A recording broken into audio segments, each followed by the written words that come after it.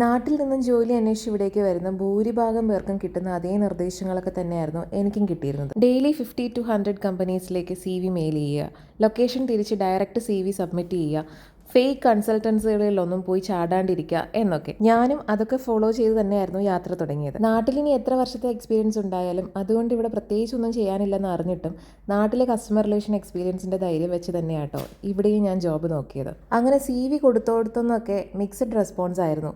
നോക്കാം, വേക്കൻസി വരുമ്പോൾ കൺസിഡർ ചെയ്യാം, ഇവിടെ ഇപ്പോൾ വേക്കൻസി ഇല്ല, അങ്ങനെയൊക്കെ. അതിൻ്റെ കൂടെയാണ് തലയിൽ ഇടുത്തി വീഴും പോലെ UAE ഗവൺമെൻറ് പുതിയ റൂള് കൊണ്ടുവന്നത്, 20% ഡൈവേഴ്സിറ്റി റൂൾ. അതുകൂടി ആയപ്പോൾ എൻ്റെ കാര്യത്തിൽ ഏകദേശം തീരുമാനമായി. ഓൾറെഡി റെഫറൻസിൽ സ്കെഡ്യൂൾ ചെയ്ത് വെച്ചിരുന്ന ഇൻ്റർവ്യൂസ് വരെ ഇല്ലാണ്ടായി കിട്ടി.